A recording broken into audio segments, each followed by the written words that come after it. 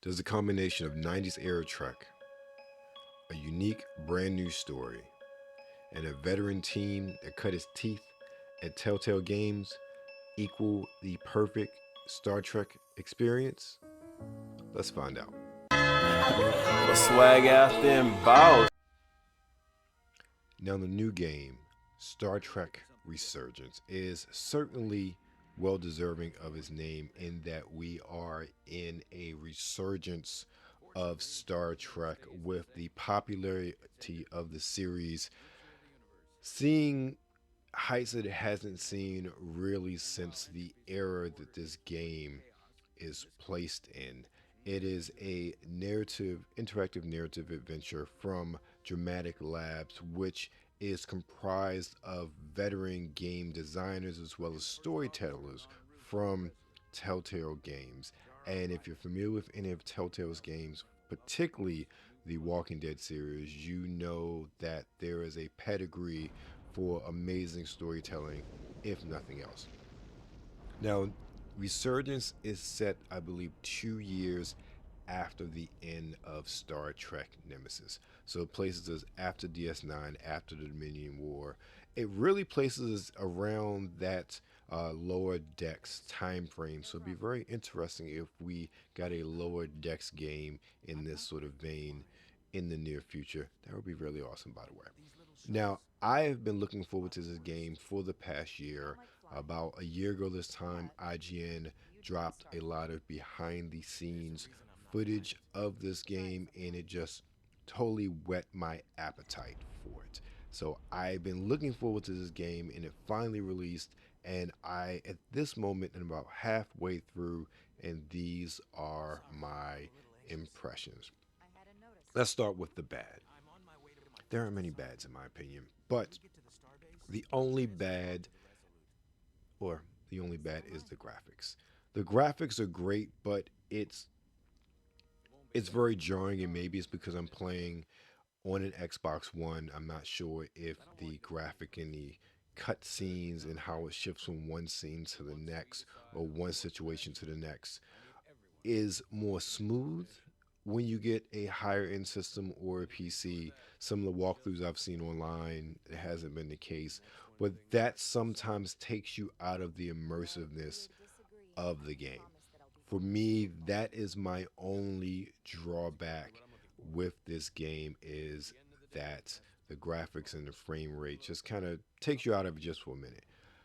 Positives. The voice acting is absolutely amazing.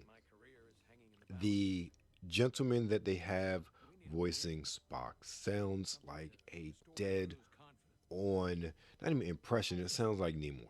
And I was very shocked when the more I hear him, the more I try to pick up little nuances and things that maybe will tell me that it's not Leonard Nimoy. The man does a very good job. But that's the highlight of the voice acting. The voice acting as a whole is just really, really great and super.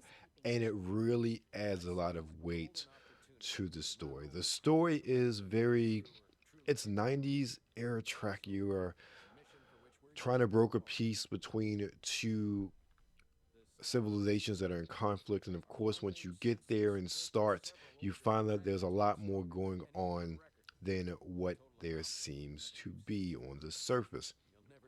So you do a lot of sleuthing, but not just from one character. It switches between the new lieutenant commander of the series or of the ship, the Resolute, and then you also switch to a petty officer who engineering or in engineering, and they have different stories but are accomplishing the same goals or different ends of the same coin, so to speak. And it's a very interesting take on it. Instead of just dealing with the one character and their story, you see how their stories intertwine, also how their stories impact one another as well. And that's something I really, really like. I love the writing in this game. The writing is such that it tells a really compelling story and it really develops our characters. It's one that, again, harkens back to the best of Deep Space Nine, Voyager. Next Generation, with the way the story helps to unfold this plot, but also more importantly, develop the characters along the way where you start to care for them, where you start to understand, where you start to ask questions when things don't seem well, when things seem amiss. Even with characters you just met, you get an understanding of what their characteristics are. So when maybe there's something going on, you start to notice like the character's not acting right, or at least not acting the way I think they should, based on what other characters have said about that character. I really like that and enjoy that.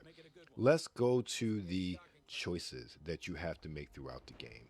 Now, one of the things that maybe with some of the old Telltale games, I felt like you didn't have enough time sometimes to make a decision. That's not the case with Star Trek Resurgence. You have an ample amount of time to make decisions, even when the situation really ramps up the tension and makes you want to just smash anything to get the situation through. It doesn't rush you to make a decision, in my opinion. It really gives you a good amount of time to decide which dialogue tree, which decision you want to make in any sort of situation, and thus try to make an informed guess, decision to see what the outcome is going to be. That is one of the best things I like about the gameplay is that there is time given to make a decision to really be informed as to which direction you want to go into. Or if you don't want to make a decision, you let the timer time out and it makes a decision for you. It's almost like rolling dice. Let the chips fall where they may and go forward with that. The events themselves offer a lot of drama as well. One of the early set pieces is that you have two crew members who are trapped outside of a ship, the ship during an ion storm. I love the tension with that. So you even got a little bit of phaser play. You got some moral dilemmas there, but there was a heightened sense of tension because it was a life or death situation that continued to get worse until the resolution. And even though, yes, it is a, choose your adventure style narrative, and you never really get the sense of, well, no, I won't say that. You don't know who's going to live, who's going to die. And I like that. And that helped to ramp up and amp up the tension of this game, in my opinion. Overall, I really think it is one of the best Star Trek experiences I've played in years, especially at a price of just $39.99. It's a game that you will easily pull the trigger on. I believe it's about 11 to 12 hours worth of gameplay, and that's one sitting. And based on where I am and what I've done, once I complete the game once, I will definitely go through again to make different decisions. So you will definitely get your money's worth out of this game. At the end of the day, if you're a Trek fan, if you're a gamer, this is the absolute perfect game for you.